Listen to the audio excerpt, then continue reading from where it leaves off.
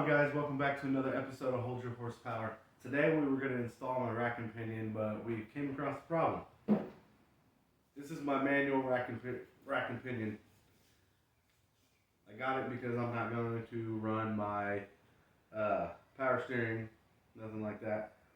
But after looking at it and matching it up, it doesn't fit. These are too wide. It's too spread out. I ordered this thing probably a year ago off of eBay, so that's kind of my bad for not checking it. So now I've got this thing, I got to figure out what it goes to, and maybe we can sell it. But on a lighter note, I spent $100 on something for the front end that is probably, other than my K member, the only thing that's not an eBay part with no name. And that is some Steeda springs. I bought some super light. See if you can see that there. Steeda super light springs, $100 off a guy on Facebook. Now I'm pretty excited about that because I didn't have any springs in the front of my car right now, so it's solo. I'll show you guys. All right, so if you look, you can see there's no motor. But come on, phone, camera. You can see it sets very, very low to the ground right now. Very, very low, but that's because I have no springs in there. So my dad's supposed to bring some spring compressors by because I don't want to just kind of hack these things on and risk shooting one off and hurting myself. Because them things are dangerous. You guys have seen all them videos.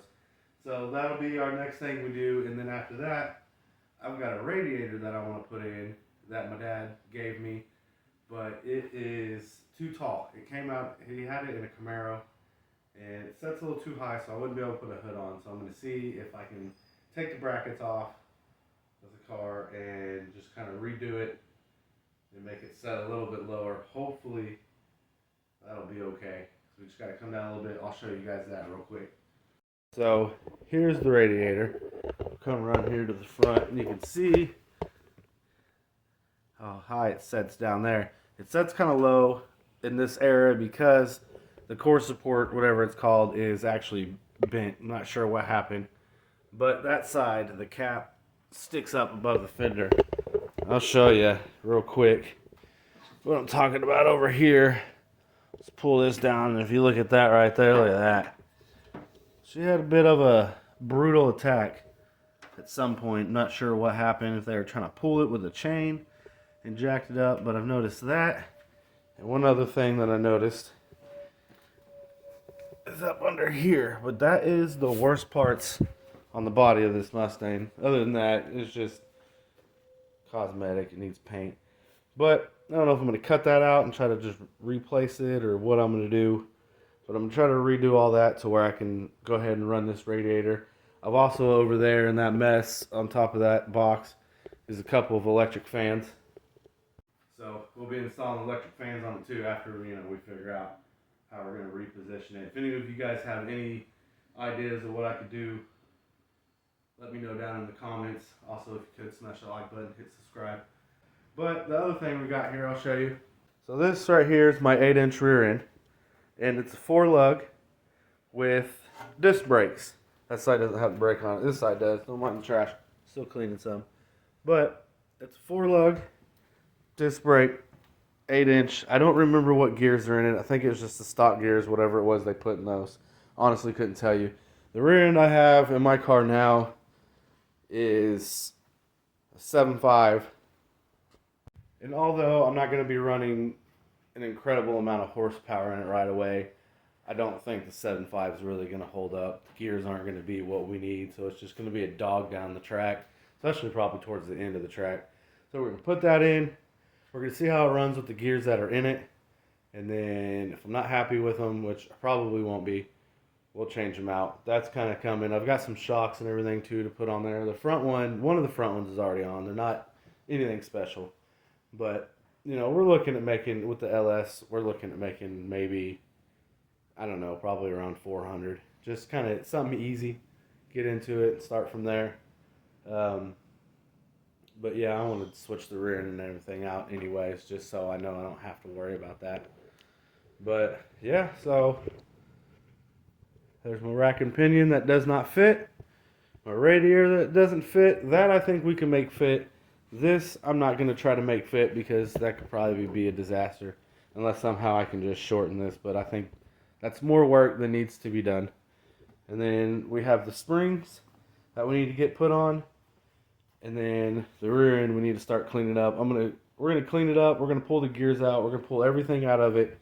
And then we get all the gears out of it. We'll get the shaft out of it and everything. And then we'll get it cleaned up, get it painted. I have some new bushings for some of it, and we'll get all that on.